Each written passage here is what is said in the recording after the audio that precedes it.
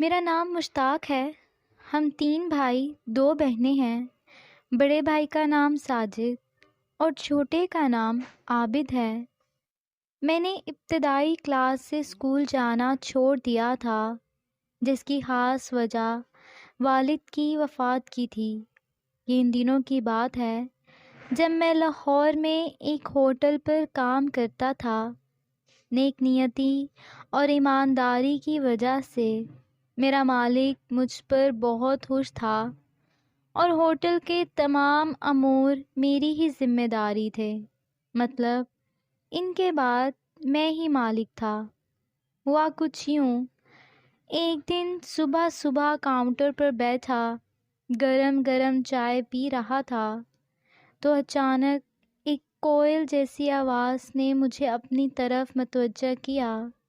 سنیے جی، میرا mobile charging پر لگانا، ذرا میں پیپر دے دوں، پیپر کے بعد میں آپ سے لے لوں گی، اور ویسے بھی امتحان سینٹر میں موبائل یوز کرنا منع ہے۔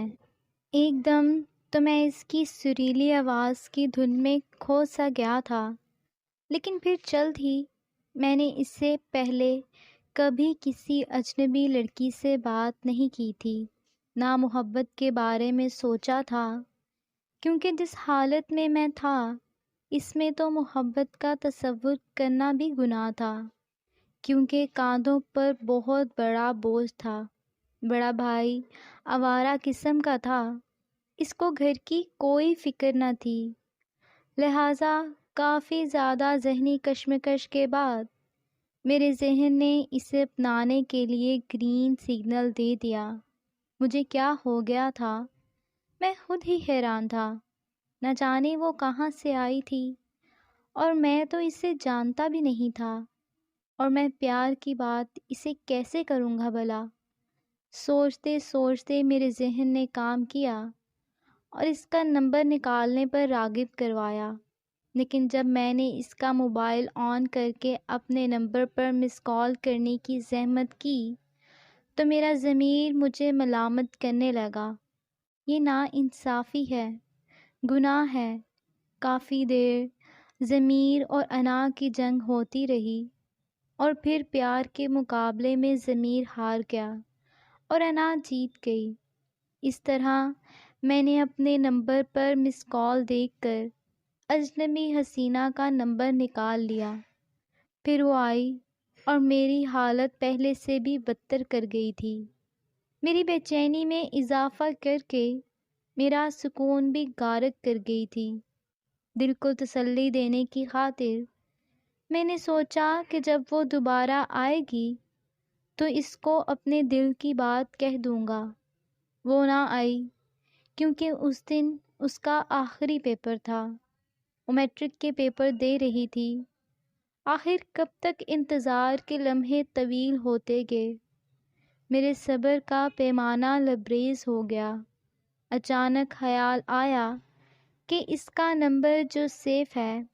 یہ بات یاد آتے ہی میرا دل بہت خوش ہو گیا اور میں نے فوراً اس کا نمبر ڈائل کر دیا، لیکن اگلے ہی لمحے نو کا بٹن پریس کر دیا، یہ سوچتے ہوئے کہ نہ جانے وہ بڑے لوگ ہوں گے، وہ مجھے یہاں سے اٹھوا ہی نہ دے اور عشق کے چکروں میں روزگار ہی نہ رہے۔ میرے دل میں ایک خوف سا بیٹھ گیا تھا۔ میں ڈر کے مارے اس کا نمبر نہیں ملا رہا تھا۔ 1 ہفتے تک میں اس کشمکش میں رہا، لیکن دل کے ہاتھوں مجبور ہو کر میں نے اس کا نمبر تمام حوصلوں کو یکجا کر کے ملا ہی ڈالا۔ اگلے ہی لمحے دوسری طرف سے ترنم سی آواز میرے استقبال میں تھی۔ 30 سیکنڈ تک وہ ہیلو ہیلو کرتی رہی۔ میں انجان بن کر اس کی آواز سے محظوظ ہوتا رہا اور میری طرف سے اسے مسلسل خاموشی کا سامنا کرنا پڑا۔ پھر اس نے کال اینڈ کر دی۔ کال کے کٹتے ہی میرے سیل نے SMS کی بل دی۔ انگلش میں لکھا تھا، جو کہ میں پڑھنے سے بالکل قاصر تھا۔ پھر اسی طرح کئی SMS آنے لگے، لیکن نہ ہی میں کوئی میسج پڑھ سکا اور نہ ہی کوئی رپلائی کر سکا تھا۔ پھر اگلے دن میں نے اس سے بات کرنے کی ٹھان لی۔ جب میں نے اسے کال ملائی تو اس نے نمبر بزی کر دیا۔ جب میں نے نمبر ڈائل کیا تو اس مرتبہ نمبر پاور آف تھا۔ ابھی تھوڑی دیر ہی ہوئی تھی، اس نمبر سے کال بیک ہونے لگی۔ میں نے اوکے کا بٹن پریس کر دیا، موبائل کان کو لگایا۔ اس بار بھی وہی ترنم سی آواز، وہی لہجہ، حفقین و ناراضگی کی ملے جلے تاثرات تھے اس کی گونجدار آواز کی صورت میں، میری سماعتوں سے ٹکرا رہے تھے۔ اب بھی بات کرنے کی مجھ میں ہمت نہ بن رہی تھی۔ پھر کیا تھا، میرے لبوں سے بھی ہیلو ہیلو کے الفاظ ادا ہوئے۔ میرے ہیلو کا شبد اس نے سنتے ہی شکووں اور سوالوں کی بچھاڑ کر دی۔ کون ہو تم اور کیوں پچھلے کئی روز سے میری پریشانی کا باعث بنے ہوئے ہو؟ اس سے اپنے گزشتہ رویے کی معافی مانگی اور ساتھ ہی اسے تمام صورتحال سے آگاہ کیا۔ جب میں اپنا حال دل اس کے سامنے کھول کر بیان کرنے لگا تو اس نے بغیر کوئی الفاظ سنے ہی کال ڈراپ کر دی اور ساتھ ہی پھر سیل فون آف ہو گیا۔ پھر میں مسلسل ٹرائی کرتا رہا، لیکن مایوسی کا سامنا کرتے ہوئے میں نے موبائل جیب میں ڈال لیا۔ پھر اس نے عشاء کے بعد کال کی اور کل دن کے وقت کال کرنے کو کہا اور کال اینڈ کر دی۔ بہت ہی بے چینی سے گزری، نیند بھی تھی کہ میری آنکھوں سے کوسوں دور تھی۔ صبح جلدی نماز پڑھی اور اپنے رب سے اپنی بھلائی کی دعا کی۔ یہ 11 بجے کا ٹائم تھا جب میرا سیل فون بجا اور کال اجنبی محبوبہ کی تھی۔ سلام دعا کے بعد اس نے میرا شکریہ ادا کیا اور بولی، اس دن تیزی میں آپ کو تھینکس تک نہ بول سکی، جس کا بعد میں مجھے کافی دکھ ہوا تھا۔ میں نے کہا کوئی بات نہیں، کیسی ہیں اور امتحان کیسے ہوئے ہیں؟ اس نے کہا میں اللہ کے کرم سے بالکل عافیت سے ہوں اور امتحان بھی اچھے رہے۔ آپ سناؤ کیسے ہو؟ وہ اتنی جذباتی تھی کہ اس نے یہ بھی نہ پوچھا کہ نمبر کہاں سے دیا۔ میں نے کہا جب سے آپ سے ملا ہوں تم بالکل ٹھیک تھے۔ وہ مسکرانے لگی۔ مسکراتے ہوئے وہ بہت اچھی لگ رہی تھی۔ وہ بچی نہ تھی، میری بات سمجھ چکی تھی۔ اس کا نام سمیرہ تھا۔ 3 گھنٹے تک ہماری بات ہوتی رہی۔ پہلی ہی بات میں ہم ایک دوسرے کے قریب ہو چکے تھے۔ یوں 6 ماہ کے دوران ہماری دوستی پیار میں بدل گئی اور اس دوران ہماری 2 بار ملاقات ہوئی۔ سمیرہ تو میری دیوانی ہو گئی تھی۔ سمیرہ اپنے والدین کی اکلوتی اولاد تھی۔ اس کے پاپا امریکہ ہوتے تھے، جبکہ سمیرہ اپنی امی اور ماموں کے ساتھ رہتی تھی۔ سمیرہ نے کافی بار مجھے یہ کام چھوڑنے کا بولا اور اپنے علاقے میں کام پر لگوانے کا کہا، لیکن میں ہر بار ٹال دیتا تھا کیونکہ میں اپنے مالک سے بے وفائی نہیں کر سکتا تھا، کیونکہ اس نے مجھے بیٹوں کی طرح پیار دیا تھا اور میں ان دنوں کام پر آیا تھا جب میری عمر کھلونوں سے کھیلنے کی تھی۔ وقت آوارہ پنچھی کی طرح ہوا، میں پرواز رہا۔ ہم روز ملتے اور فون پر لمبی لمبی باتیں کرتے رہتے۔ اس کی مجھ سے دوستی کرنے کی ایک وجہ میرا توتلا پن بھی تھا۔ وہ مجھ سے میرے بارے میں کوئی بات پوچھتی تو میں اپنی توتلی زبان میں جب اسے جواب دیتا تو وہ ہنس ہنس کر پاگل ہو جاتی۔ وہ کہتی کہ اگر تم توتلا نہ بولتے تو کبھی بھی تم سے دوستی نہ لگاتی۔ مجھے تمہارا توتلا بولنا بہت اچھا لگتا ہے۔ دل کرتا ہے تم بولتے جاؤ اور میں سنتی رہوں۔ ہمارے دن رات میں اور رات دن میں شمار ہونے لگے۔ سمیرا کو میری آنکھیں بہت پسند تھیں۔ وہ اکثر میری آنکھوں کو چومتی تھی اور اپنے سامنے بیٹھنے کا کہتی تھی۔ بس بولتے جاؤ اور میں سنتی رہوں کہ کاش وقت نہیں رک جائے اور یہ منظر میرے سامنے ہزاروں سال چلتا رہے۔ لیکن قانون قدرت کے ہاتھوں مجبور ہو کر ہم ایک دوسرے کو الوداع کہنا ہی پڑا تھا۔ میں خود پر فخر کرتا تھا کہ میری محبوبہ انتہا کی پیاری ہونے کے ساتھ ساتھ اچھے اخلاق کی بھی مالک ہے۔ غریب تو میں بھی تھا، لیکن شاید میری وجہ سے اس کے دل میں غریبوں کے لیے کافی محبت تھی۔ اس نے کئی بار مجھے نقد پیسے دیے اور قیمتی تحائف دینے کی کوشش کی۔ میں ہر بار واپس موڑ دیتا تھا۔ ہماری محبت ندی کے پانی کی طرح پاک اور شفاف تھی۔ سمیرا ایک آزاد خیال رکھنے والی لڑکی تھی۔ اس نے مجھ پر کبھی بھی شک نہیں کیا تھا اور مجھے بھی اس پر مکمل اعتبار تھا۔ ایک دن کہاں جانی تیار رہنا، آج میں تمہیں اپنی ماما سے ملوانے لے جاؤں گی۔ جب اس نے بات کی تو مجھے اس پر اور بھی زیادہ پیار ہونے لگا۔ پھر وہ دوپہر کو ہوٹل میں آئی اور چلنے کو بولا۔ میں نے تمام امور نائک کو سمجھا دیا۔ صاحب کام کے سلسلے میں کسی دوسرے ملک گئے ہوئے تھے۔ سمیرا اپنے ڈرائیور کے ساتھ اپنی نئی کار میں آئی تھی اور مجھے بتا رہی تھی کہ پہلے میرے پاس بس ایک ہی کار تھی، لیکن اب میں نے اپنے لیے نئی کار لے لی ہے۔ میں نے اس سے مبارکباد دی۔ باتوں باتوں میں ہم سمیرا کے گھر پہنچ گئے۔ آج میں نے بہت اعلیٰ قسم کا لباس پہن رکھا تھا اور شہزادہ محسوس ہو رہا تھا۔ سمیرا کی امی بہت پیار کرنے والی ماں تھیں۔ اس نے مجھے اپنے بیٹے کی طرح اپنا سمجھ کر پیار کیا، میری بہت خدمت کی۔ پھر میں اکثر مہینے میں 1-2 بار سمیرا کے گھر کا چکر لگاتا۔ زندگی میں خوشیاں ہی خوشیاں ہوں تو زندگی جنت کی طرح لگتی ہے۔ میری زندگی بھی سمیرا کے ساتھ جنت ہی تھی۔ ہمیں خوابوں میں بھی ایک دوسرے سے الگ ہو کر بہت دکھ ہوتا تھا۔ ہم نے ہمیشہ ہی ایک ساتھ رہنے اور جلدی ایک ہونے کا عزم کر لیا تھا۔ انتظار صرف سمیرا کے پاپا کا تھا۔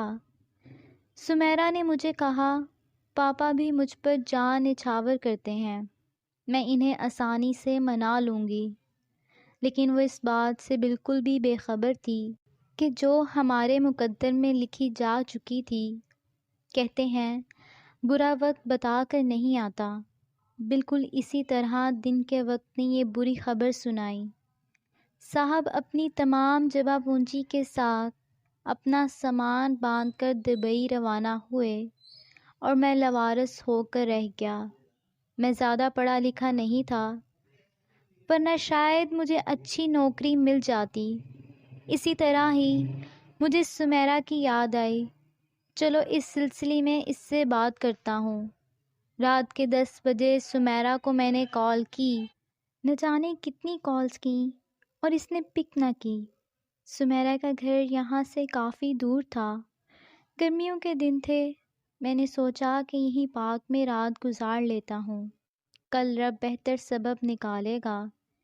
گاڑیوں کے شور اور انجان جگہ پر نیند تھی کہ آنے کا نام ہی نہیں لے رہی تھی۔ رات کا نہ جانے وہ کون سا پہر تھا جب نیند کی دیوی مجھ پر مہرباں ہو گئی۔ صبح جلدی فجر کی نماز پڑھنے لگا۔ نماز سے فارغ ہو کر جب میں نے جیب میں ہاتھ ڈالا تو میرا فون 2 ماہ کی تنخواہ کے سمیت ہی غائب تھا۔ مجھ پر قیامت ٹوٹ رہی تھی۔ میرے پاس سمیرا کا نمبر تو تھا۔ میں ہوٹل کی جگہ پر گیا۔ میری آنکھوں سے بے شمار آنسو بہنے لگے تھے، کیونکہ اس جگہ پر میری کافی وابستگی تھی اور میں یہاں پر ہی پروان چڑھا تھا۔ یہ جگہ میرے لیے ماں کی مثال رکھتی تھی، مگر افسوس مجھے اب اس کو خیر آباد کہنا تھا۔ لاہور چھوڑنے کے لیے میرا من نہیں لگ رہا تھا، کیونکہ یہاں میرے دل کی دنیا بھی آباد تھی۔ یہ خیال آتے ہی میں نے سمیرہ کے گھر جانے کا فیصلہ کر لیا۔ جب میں سمیرہ کے گھر کے سامنے پہنچا تو اس کا گیٹ لاک شدہ تھا۔ میں نے قریبی ہی ایک شاپ والے سے پوچھا تو اس نے بتایا کہ وہ لوگ اپنے بنگلے میں شفٹ ہو گئے ہیں اور یہ کرائے کا گھر تھا، اور مجھے پتہ بھی نہیں تھا کہ وہ کہاں چلے گئے ہیں۔ یہ بات سن کر میرا دل پھٹنے لگا اور دماغ چکرانے لگا۔ جیسے تیسے میں نے اپنے حواس بحال کیے اور وہاں سے چلتا بنا۔ آج کا سورج شاید میرے لیے طلوع نہ ہوا تھا۔ آج شہر ویران سا لگنے لگا تھا۔ میں 2 ہفتوں تک نائلہ کو پاگلوں کی طرح ڈھونڈتا رہا، لیکن مسلسل ناکام رہا۔ میں ہماری مایوسی کی کیفیت میں اپنے شہر جانے والی گاڑی میں سوار ہوا۔ سارے راستے میں اپنی محبوبہ کی یاد میں آنسو بہاتا رہا۔ جانے کیسی ہوگی، اس کی حالت بھی میرے جیسی ہوگی۔ وہ تو میرے بن ایک پل بھی نہیں رہ پاتی تھی، نہ جانے اب کیسے جی رہی ہوگی۔ یوں گھر واپس آیا اور گھر والوں کو بتا دیا صاحب بیرون ملک چلے گئے ہیں۔ اس دوران میں 6 ماہ تک چارپائی کا ہو کر رہ گیا تھا۔ مر جاتا، مگر میرا دل کہتا کہ مجھے سمیرہ کی دعاؤں نے بچا لیا ہے۔ پھر میں نے دوستوں کی مدد سے ایک کریانہ سٹور بنا لیا۔ اس دوران بھی میں سمیرہ کو کافی یاد کرتا رہا، یہاں تک کہ میں اسموکنگ کا عادی ہو گیا۔ میں ہر ماہ لاہور آتا ہوں اور سمیرہ کو مشہور پارکوں اور ہوٹلوں میں تلاش کرتا ہوں۔ گھر والوں نے کافی زور دیا کہ میں شادی کر لوں، لیکن سمیرہ سے کیا ہوا وعدہ میں نہ توڑ سکا اور مسلسل انکار کرتا رہا۔ ڈھونڈتے ڈھونڈتے میں تھک سا گیا ہوں، لیکن اس کی یادیں، اس سے کیے ہوئے وعدے مجھے پھر سے تازہ دم کر دیتے ہیں۔ دن گزرتے رہے، مگر سمیرہ کی محبت میرے اندر پہلے کی طرح ہی جوان رہی۔ میں بھی گھر واپس آ گیا اور خود کو روزمرہ کے کاموں میں مصروف کر لیا۔ کچھ دنوں بعد میری کزن کا لاہور میں انٹرویو تھا۔ اس نے مجھے بھی ساتھ جانے کو بولا۔ کزن ہونے کے ساتھ ساتھ ہم میں کافی دوستی بھی تھی، سو میں نے ہاں کر دی۔ لاہور پہنچنے پر گزرا ہوا وقت ایک فلم کے سین کی مانند میرے آگے چلنے لگا تھا۔ میں اپنے جذبات پر قابو نہ پا سکا۔ میری حالت غیر ہوتی گئی اور میری آنکھوں سے آنسو برسنے لگے۔ 2 دن ہم لاہور رہے۔ میری طبیعت کافی بگڑ گئی۔ جب ہم لاہور سے واپس آنے لگے، میرے کزن نے بولا کہ آؤ دربار جاتے ہیں۔ جب ہم دربار پر گئے، تھوڑی دیر اندر رکنے کے بعد ہم لوگ باہر آئے تو میں دربار کے صحن میں بیٹھ گیا۔ لوگوں کی بھیڑ میں مجھے ایک ایسا چہرہ نظر آیا جس کا ہو بہو چہرہ میرے دل میں نقش تھا۔ میں انہی سوچوں میں تھا کہ اس نے میری طرف دیکھا۔ جب آنکھیں چار ہوئیں تو اس کے گورے گورے گالوں کو آنسوؤں کے قطرے داغدار کرتے رہے۔ اس کی آنکھوں میں مجھے ہزاروں شکوے نظر آ رہے تھے۔ اس کے انداز سے گاہے بگاہے لگ رہا تھا کہ جیسے اس کا مجرم میں ہی ہوں۔ پھر اس نے مجھے سائڈ پر ایک برآمدے میں آنے کو بولا۔ میں کزن کو انتظار کرنے کا بول کر خود اس کے پیچھے پیچھے چلنے لگا۔ برآمدے میں پہنچنے پر کافی دیر خاموشی چھائی رہی، جسے تھوڑی دیر بعد سمیرہ کی سسکیوں نے توڑا تھا۔ پھر وہ مجھ سے مخاطب ہوئی، کیا یہی تمہارا پیار تھا؟ یہی چاہت تھی؟ کتنے بے وفا ہو، کہ بھرے संसार میں مجھے اکیلا چھوڑ کے چلے گئے۔ اتنا بھی نہیں سوچا کہ میری زندگی آپ کے بنا کیسے گزرے گی۔ مجھے ایک دم تو شرمندگی محسوس ہونے لگی۔ میں نے اسے 7 سال پہلے نوکری ختم ہونے کے بارے میں بتایا، موبائل کا گم ہونا سب بتا دیا، اور پھر یہ بھی بتا دیا کہ آج 27 برس کا ہو جانے کے بعد بھی میں نے شادی نہیں کی۔ کیوں نہیں کی؟ میں آپ سے کیا ہوا وعدہ آج بھی نبھا رہا ہوں۔ پھر وہ پھوٹ پھوٹ کر رونے لگی اور مجھے کہنے لگی، بس کرو، اب چپ ہو جاؤ۔ بھلے ہی تم مجھے تنہا کر گئے تھے، لیکن نہ جانے دل یہی کہتا تھا کہ وہ بے وفا نہیں ہو سکتا۔ پھر بہت زیادہ باتیں ہونے کے بعد میں نے پوچھ لیا، تم نے مجھے یاد کیا؟ پھر وہ پھوٹ پھوٹ کر رونے لگی اور کہنے لگی، بہت زیادہ یاد کرتی رہی، ایک ایک پل آپ کی یاد میں گزارا ہے، اور پل پل مرتی رہی، اور آج بھی میں تم سے بہت زیادہ پیار کرتی ہوں، کیونکہ تم ہی میرا پہلا اور آخری پیار تھے۔ میری امی نے آپ کا بہت زیادہ انتظار کیا تھا، مگر آپ نہ آئے۔ اس کے بعد میرے کافی رشتے آنے لگے، میں مسلسل انکار کرتی رہی۔ پھر ماں باپ کی عزت کا بھی خیال تھا۔ آخر مجھے اپنی محبت کی قربانی دینی پڑی، اور پھر میں نے شادی کے لیے ہاں کہہ دی۔ شادی ہو جانے کے بعد مجھے ایک راز کا پتہ چلا جو میرے شوہر نے مجھے بتایا تھا۔ تم جس ہوٹل پر کام کرتے تھے وہ میرے بابا نے ہی بند کروایا تھا، اور انہوں نے اس ہوٹل کے مالک کو بہت سے پیسے دیے اور کہا کہ تمہیں تمہارا گاؤں چھوڑ کر وہ ہمیشہ ہمیشہ کے لیے دوسرے ملک چلا جائے، اور میرا باپ ہمیں لے کر نئے گھر میں شفٹ ہو گیا تاکہ تم کبھی بھی مجھے تلاش نہ کر سکو، کیونکہ میرے ابو ہی ہماری شادی میں رکاوٹ بنے ہوئے تھے۔ تم غریب تھے، اس لیے وہ تم سے میری شادی نہیں کرنا چاہتے تھے، اور اسی لیے انہوں نے یہ سب چال چلی تھی، مگر میری ماں یہ سب نہیں چاہتی تھی۔ سب پتہ ہونے کے بعد بھی وہ مجبور تھی، اس لیے چپ تھی۔ شادی کے بعد جب مجھے حقیقت کا پتہ چلا تو میری تو زندگی ہی اجڑ گئی۔ میرے شوہر سے نہ بن پائی۔ شادی کے دوسرے سال ہی وہ مجھے طلاق دے کر ہمیشہ کے لیے دوسرے ملک چلا گیا۔ جب میرے ابو کو میری طلاق کا پتہ چلا تو وہ صدمہ برداشت نہ کر سکے اور ہارٹ اٹیک ہونے کی وجہ سے اس دنیا سے رخصت ہو گئے۔ 1 سال تو میرا اسی طرح گزر گیا۔ پھر میں آپ کو ڈھونڈنے کی کوشش کرنے لگی کہ کہیں آپ مجھے مل جاؤ اور میں ساری حقیقت آپ کو بتا دوں۔ بہت دعاؤں کے بعد آج آپ مجھے مل ہی گئے ہو۔ اس کے بعد وہ رونے لگی۔